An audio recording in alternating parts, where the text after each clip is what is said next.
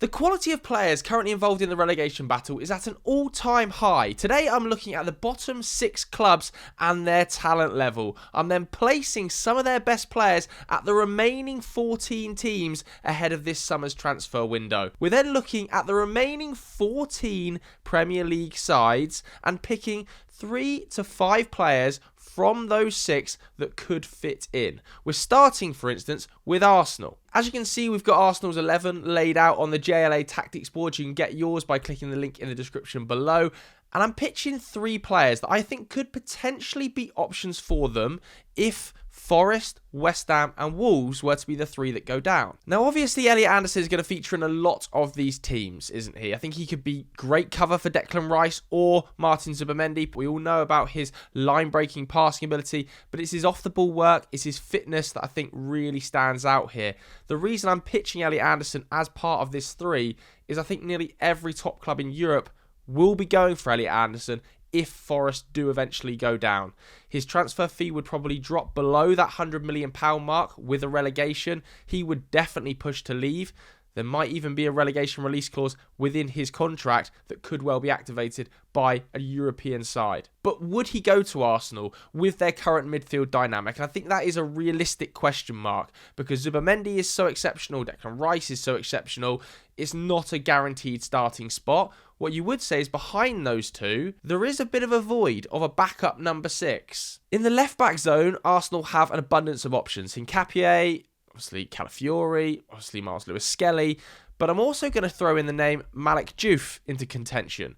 Now, West Ham going down feels the most likely of all outcomes at the moment outside of Wolves and Burnley. If that was to happen, he is going to be on the radar of pretty much every Premier League club in need of a left-back. At just 21 years old, he's put up the most Premier League assists by any defender. He's an outstanding athlete with a wicked left-footed delivery. His output at AFCON was exceptional. I was really impressed by him. The fact that he's put up so many chances this season and he's created so many assists despite missing over a month of the season with AFCON makes it even more impressive. If West Ham go down, there's no way Diouf remains at the club. The final name is a name that's going to feature a lot here. Wolves are definitely going down. There's no doubt about that. And I see no world in which they're able to maintain Matheus Mane, who has been the driving force for them over the last month or so of Premier League football. He's on the radar of the likes of Liverpool. And I think a lot of the top 8 sides will be looking at Matheus Mane, given his age at just 18, his output, his dribbling ability, his pass progression. He's played in multiple roles. It looks like a leader on the pitch for Wolves despite his young age. He's homegrown. You still look at them as potentially thinking long-term, could they sign a player that is going to be the guy left wing? Now, I'm not saying Matheus Mane would come in and start every game, but a little bit like when they brought Madueke to the club, more depth out wide isn't hurting anyone. Let's go to Aston Villa. Who could they potentially take from the relegation 6? Well, we have to talk about some Spurs players in here because it is becoming a realistic thought that they are at least involved in this conversation of going down. Do I think they're going to go down? No. I think Judah will keep them up. But if they do go down, Jed Spence is going to be very, very high on teams' priority list because of his dual functionality as a left back and a right back, wing back in both areas as well, his physicality, his age, 21 appearances so far this season. A large number of those have come as a left back, despite the fact he's naturally right-footed, makes him a really intriguing proposition, very physically capable, and I think could do a job in both zones for a club like Villa. His fee's probably more realistic for a club like Villa as well, if Spurs were to go down. However, there's no doubt there'd be heavy interest in pretty much every Spurs player if they were to drop.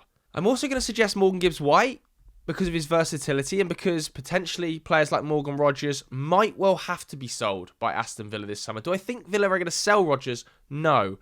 But there is a realistic world in which PSR bites to such a level for Villa that one key player must leave the club. Who is the other option besides Morgan Rogers in this side you see leaving for a substantial amount of money? To me, he stands out. And I think there's going to be massive interest from some of the big 6, some of the biggest clubs across the continent in a player who potentially could start for England at the World Cup, who has huge output. If in some mad world he was to go, I think Gibbs-White would be a really nice alternative in that 10 role. Even if Rodgers was to stay, if Forest were to go down, Gibbs-White is going to attract interest from huge clubs. You know, he signed the deal with Spurs last season and then signed a new contract, reportedly with no relegation release clause and no gentleman's agreement to go. So he's not going to be cheap.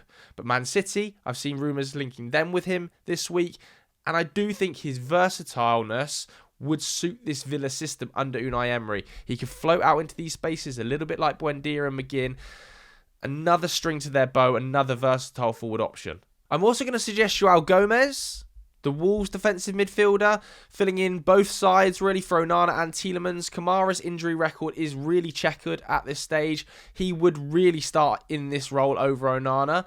But to have Onana, Gomes, Tielemans and Kamara as your midfield four would be exceptional. Douglas Luiz has joined the club on loan.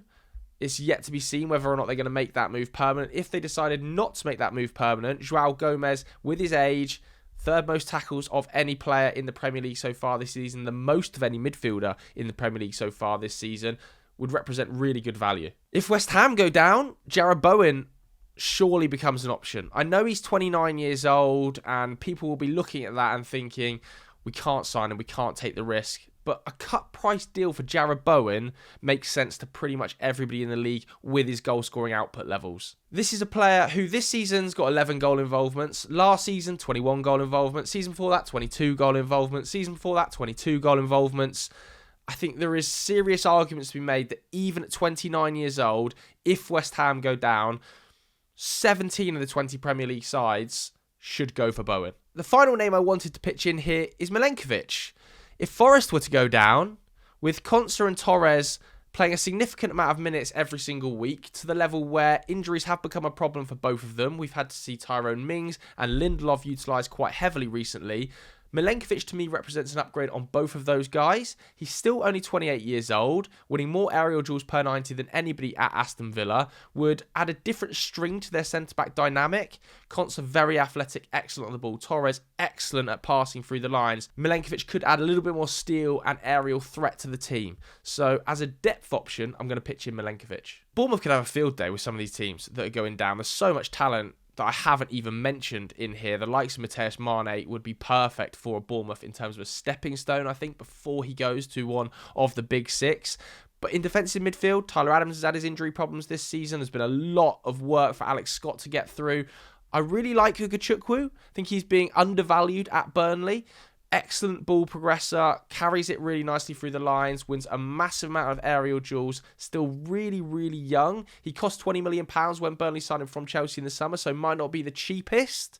But if there is a relegation release clause, I think a lot of clubs will be interested. I also think Ethan Ampadu represents really good value in the deep line position. He's been one of the outstanding signings of the last decade for Leeds. You look at his importance to that side, maybe alongside Pablo Fernandes, he has been one of their best signings in recent years. I think his leadership could bring a lot to Bournemouth, but his defensive stability at breaking play up and giving it quite simple really reminds me of Tyler Adams' sort of vibes when he was so effective at Leeds as well at doing the same thing.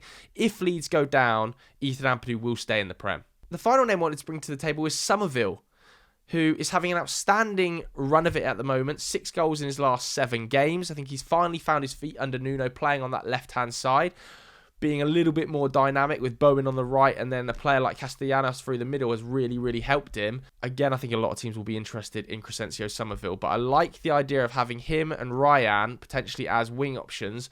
Summerville on that left, Ryan we've seen recently operate on the right. They've also got Tavernier, they've also got Justin Kluivert as well. Krupi can play both sides, but there's something about Summerville that screams Bournemouth. I don't know what it is. I just think he would work there. For Brentford, who have an amazing season, I think there are really good options in that relegation battle for them. I'm going to suggest a player in the midfield who could be an upgrade. That's Anton Stach, having a really good season at Leeds. producing a massive amount of chances created. You know, the third most chances created of any player in the Premier League so far this season, Anton Stach. 6 goal involvements as well. He was brilliant in the Bundesliga prior to his arrival. He profiled exceptionally, like popped in all of the data sets. I also think Ugachukwu is the type of signing Brentford make from a data perspective. He, again, pops. His age suits this Brentford side. The final name's a bit of a rogue one, but I'm going to suggest Noah Okafor. What Brentford have in their forward line is a bunch of physical demons with Dangle Ouattara, Kevin Schade, Igor Thiago. They're a handful, and that's what I think Noah Okafor could be as well. Let's talk about Brighton and the players they could potentially look at. I'm starting again. We've spoken a lot about Leslie Ugachukwu, but if Carlos Baleba leaves the club this summer, which feels like it's increasingly likely, despite the fact he's had a slightly down season, clubs are going to be very, very interested. Manchester United is going to be very, very interested. I don't see a world in which Baleba is their next campaign. Ugachukwu is an interesting alternative to Baleba with his ball-carrying ability, with his physicality off the ball, the amount of aerial duels he wins. It's a slightly different profile, but it's an interesting fit. A rogue shout I'm going to suggest is Matis Tel. Now, I do think Matis Tel is likely to leave Spurs in the summer no matter what happens. Unless he has this huge upswing under Igor Tudor. We saw him linked heavily with the exit door in the January window to Paris FC. I still feel like there's an undervalued asset there. He's played out of position. He's played multiple different roles. He is potentially more of a number 9 than a left winger, but I don't think anybody is quite sure what suits him best. And I do think Spurs, if they could recoup some of the fee they paid for him, which is in the region of £30 million, would probably be amenable to a deal. Brighton have signed players with big upside in the past, and I still think Tel has massive potential. Again, I'm going to suggest Ethan Ampadu as that sort of Baleba potential replacement. Huge defensive dual numbers, a bit more of a leader than Carlos Baleba because of his age and his experience in the Premier League. The final name, again, I'm going to pitch in Crescencio Summerville. His age, his profile, his goal-scoring ability as a potential long-term option for Kairo Matoma, who surprisingly is now, I think, 28, 29 years old. Next up, we've got Chelsea, and centre-back is clearly an area they're going to work on this summer, despite bringing Sarr back from that loan move to Strasbourg. I expect them to sign a centre-back, and there are some options amongst this relegation battling sides. Murillo being the first. Now, I know Levi Colwill is the left-footed, left-sided central defensive option, the long-term future of that Chelsea backline, I believe. Still an unbelievable level talent despite this ACL injury. But you've got to have competition, you've got to have depth. Colwill's injury record is pretty checkered, and there's potentially a world in which you could play Murillo and Colwill.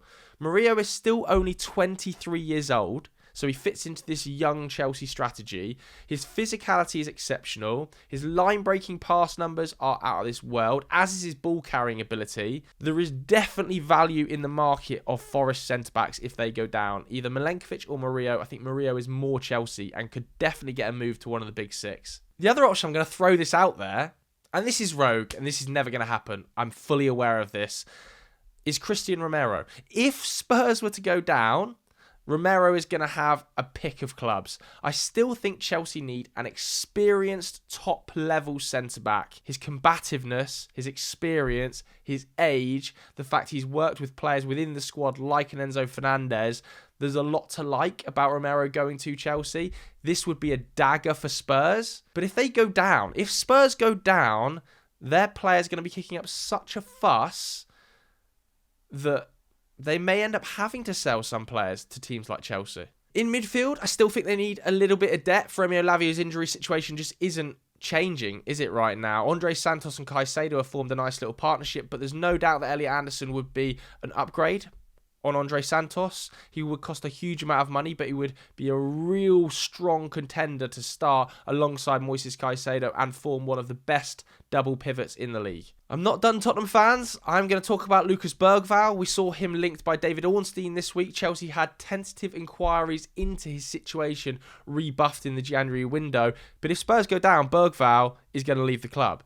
And if he leaves the club, again, fits into this Chelsea mould of signing young players with huge upside on long contracts. He could provide cover to Palmer in the 10. He could play as an 8. He can play where Enzo Fernandez does as well. The final name, of course, is Mitesh Mane. I'm pitching him to pretty much all of the big six sides. You look at Chelsea's left wing options with Jamie Gittins and Alejandro Garnacho, and I think both of them would be looking over their shoulder if Mateusz Mane was to come to the club. Crystal Palace is a difficult one because Ole Glasner's leaving. You're not sure how they're going to set up. If they were to set up in the wing-back fashion we've seen Ole Glasner operate with this season, I still think they need depth there. There's a lot of pressure on Munoz. There's a lot of pressure on Mitchell. As we saw when Munoz was out, they really, really struggled. So Jed Spence could provide a really good alternative in there if Spurs were to go down. The fact I'm linking Spurs players with Palace if Spurs were to go down feels so mad to me, but that's the point of this video. The other name is Ola Aina. I could see a world in which he would function really well in a Crystal Palace side, playing as either a left wing-back or a right wing-back, potentially offering cover on either flank. An excellent ball carrier. Hasn't been at his best this season, mainly due to injury, but the fact he signed a long-term contract at Forest, I don't think will put teams off trying to sign him if they were to go down. In midfield, again, Joao Gomes I think could be a really good option, particularly if Adam Wharton was to leave the club. Very different profiles. He's not got Adam Wharton's passing ability, but his combativeness could add something to this side. Anton Stach, I think, again, playing in this system has suited Stach down to the ground at Leeds. If Crystal Palace operate in the same system next year, I think Anton Stach would be a really, really solid contender for them to sign. The final name is a super punchy one, but it's Murillo. I do feel like the options at centre-back are limited when they're playing a back three. Chris Richards could potentially slide over to this right-hand side. Murillo in a back three makes a massive amount of sense to me with his ground covering ability. The fact that as a back three, he'd be able to carry the ball through the lines even more potentially. And the idea of a Murillo, Lacroix and Richards back three lineup, that's beautiful stuff. For Everton, I think the fullback area clearly could do with an upgrade. A little bit like Crystal Palace, they have struggled at times, but Jacob Ryan is not a natural right back. So Ola Aina, again, I'm suggesting Jed Spence again if Spurs and Forest were to go down. It feels to me like Iliam Ndiaye could leave Everton in the summer. I'm not saying he will, but there's going to be massive interest in him. His output this season, his ball carrying ability this season, he is so electric to watch that I think there will be interest. Even if there's not, they might not make the deal for Jack Grealish permanent. If they choose not to make the deal for Jack Grealish permanent, there is a world which Iliam Ndiaye could go out to that left. Jarrod Bowen potentially being an option on the right. I know they bought Tyreek George to the club to cover. They've got Tyler Dibbling there as well. But Bowen's immediate effectiveness would provide a great tonic to David Moyes. David Moyes is crying out for a goal scorer in this side. Thierry Barry has definitely improved. You've seen goals from Dewsbury Hall, you've seen goals from Ndiaye, but adding Jarrod Bowen with his 10-goal-a-season numbers would be a perfect string to their bow. I also feel like that's about the right level for a 29-year-old Bowen. Don't think one of the big six is going to go for him, but Everton are pushing for European spaces. Again, in the midfield, Idrissa Gueye is getting no younger. You know, he's 36 now, so Joao Gomes, really tenacious. Wolves are going to go down. Like I said, winning the most tackles of any midfielder per 90 in the league. A nice little alternative to Gay. I can see James Garner and him filming a nice partnership, and Ugachukwu for similar reasons. For Fulham, similar names. Again, Ola Aina in that fullback slot, providing competition for Timothy Castagna. Milenkovic, though, again, I think could be a really good option for them at the centre of their back line. Marco Silva doesn't play the highest line. He wants his defenders to be a little bit more traditional. That's why you see Calvin Bassey work there. That's why I think Joachim Anderson works there. And you've seen a lot of minutes for Cuenca recently. But Milenkovic's aerial ability, his leadership and his age suit what Fulham are after. It looks increasingly likely that Harry Wilson is going to move on. So if he does, Jarrod Bowen, again, I'm going to pitch in. I'm also going to pitch in Callum Hudson-Odoi. I know he would be playing out of position on that right-hand side, but there is a world which he offers cover for Chukwueze, and Chukwueze drops out to this right-hand side. They've also got Kevin on their books, and Emile Smith-Rowe can cover out there as well. But Hudson-Odoi feels very Fulham. There's something about players that have played for the Big Six, be that Alex Iwobi, Emile Smith-Rowe, Oscar Bob. They've taken players that have a history of playing amongst the Big Six and brought them to much success. Would Hudson-Odoi be a guaranteed starter over Oscar Bob, Kevin, Chukwueze? There is some debate there, but having that many options in wide areas when Harry Wilson is likely to leave is a big positive. The final name I'm going to suggest for Fulham is Dominic Calvert-Lewin. Look, if Leeds go down, Dominic Calvert-Lewin must be an option for multiple Premier League clubs. 10 Premier League goals this season against an XG of over 12. He's actually underperforming his XG. His XG per 90 currently sits at 0.64 in the Premier League. Go and look at his goal map. Go and look at his shot map. It's excellent areas. He's had injury problems, but Raul Jimenez is getting no younger. We've seen Munoz with his own injury problems this season. A club like Fulham could benefit from Calvert-Lewin. Let's go to Liverpool, and let's get the big name out of the way first, shall we? Mickey van der Ven. I think even if Spurs stay in the league this season, Mickey van der Ven could potentially be an option for Liverpool. He would cost a huge amount of money, but we are still talking about one of the outstanding defenders in the entire division. There's no doubt about that. He's a Liverpool fan, a long-term heir potentially to Virgil van Dijk, but also would start alongside Virgil van Dijk. I mean, Virgil van Dijk and Mickey van der Ven playing as a central defensive duo is eye-watering stuff. If Spurs go down, he is definitely being signed by one of the top 5 clubs in world football. It would cost a big amount of money, but Spurs are going to be battling to hold on to these players anyway. An alternative to Van der Ven might be Murillo if they don't have that sort of cash. I really like his tenacity. He feels like a very Liverpool player with his aggression on the ball. I think Anfield would really take to Murillo. Another player I'm going to suggest is Matheus Fernandes for the midfield. A really undervalued player. If West Ham go down, there's going to be heavy interest in him, despite the fact they pay £42 million. He's one of the 3rd most defensive duels of any under-23 midfielder in Europe this season per 90. He progresses the ball really well, strikes the ball excellently from the edge of the box. In recent weeks, you've seen him really come to the fore with his energy off the ball, his pressing, his work rate, outstanding. And I think with McAllister's struggles, Matheus Fernandes, being as young as he is, would be a really smart pickup. Let's finish with Matheus Mane. Again, everybody knows I'm pitching him in that left wing slot. Despite the fact they've got Rio on their books, and that would potentially be a problem for me. If I was Matheus Mane, I'd look at Rio Nguemu's sort of development, the fact he's still playing for the 21s, and think, how do I line up behind Rio, behind Gakpo, maybe even behind Ekitike if Isak comes back into the side and Ekitike has to play out wide next season? There are a few question marks. Man City was a bit of a struggle, if I'm honest, but clearly Elliot Anderson's name is coming into contention, with it becoming more and more likely that Bernardo Silva is going to leave the club this summer. That double pivot role to play alongside Rodri opens right up. If he even stays, Rodri's injury record is so checkered. I think he's an upgrade on Nico Gonzalez, and his passing ability just suits this situation down to the ground at Man City. He fits in exactly with the blueprint of signings they've gone for recently, the likes of Antoine Semenyo and Mark Gahey. If they continue on that path of physicality, Premier League proven, ready players that can progress the ball really quickly through the lines, then Elliot Anderson to City makes almost too much sense. This would probably be his number 1 destination, but there is the question mark as to whether Pep Guardiola is going to be there next season. If he's not there next season, it makes signing players much more difficult. How do you sell it into these players? Well, actually, you're not going to play under Pep. We don't know who you're going to play under yet. And, this is a team that's in transition. Arsenal are likely to win the league. There are question marks about the move, but he would be such a nice fit. The other name I'm going to suggest is a rogue one, and it's Pedro Porro. If Spurs were to go down, even if they weren't to go down, in that right-back slot, Pedro Porro statistically ticks a lot of boxes for Manchester City. His passing ability, the volume of his crosses, even though they're not always successful, the fact he can invert and get on the ball, the fact he's played for Man City in the past, his age. There is a lot to like about Pedro Porro to Man City. I don't think he suits every team in the league, Porro, but a club like Man City that are going to dominate the ball as much as they do when they pin teams back, he would represent a really interesting option on the market if Spurs went down. As for Man United, there are loads of options I could have talked about. Elliot Anderson, clearly the front runner for that defensive midfield replacement for Casemiro. The energy he would bring to the position, the passing range, the dual numbers that are league leading. This is a player that's not only won possession more than anybody else in the league, but also has the most line-breaking passes. I love the idea of a Mainu-Anderson double pivot, and I think United probably do as well.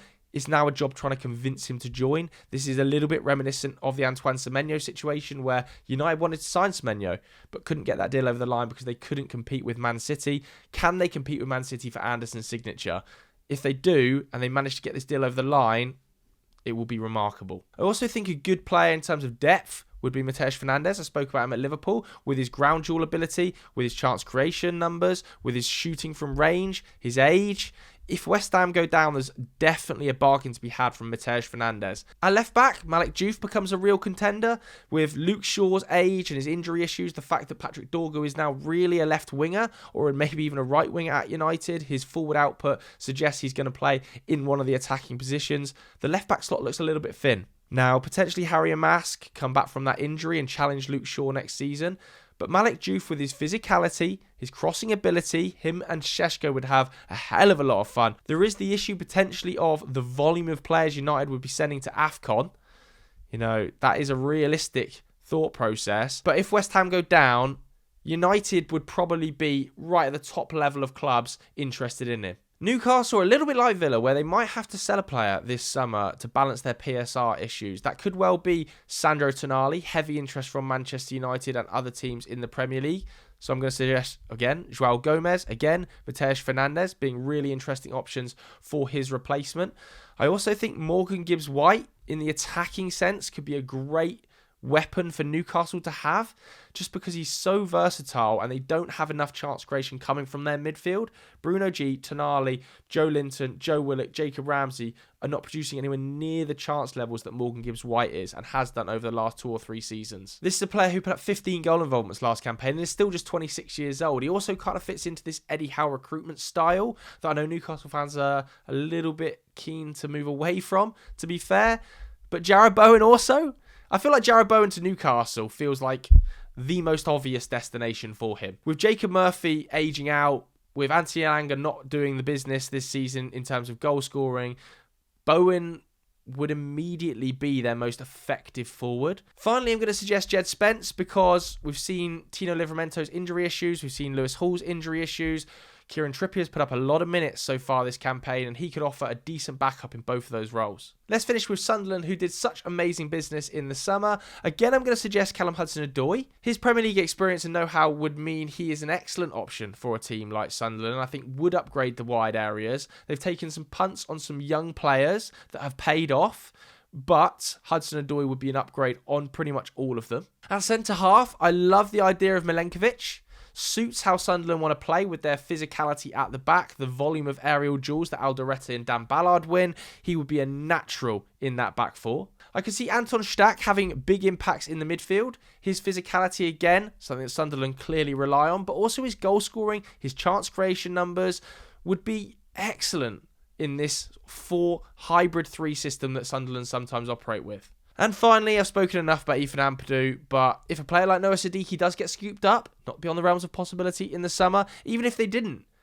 then his defensive duel numbers, his physicality, I don't want to keep banging that drum for Sunderland, but it is true, his leadership, really, really good option for a club like Sunderland. Alright, so those were some players that I think each Premier League club should target if any of the bottom 6 do indeed go down. Let me know what you thought of that in the comments below. If you enjoyed this video, hit the like button, hit subscribe. Thanks very much for watching, everybody. I'll see you later. Bye-bye.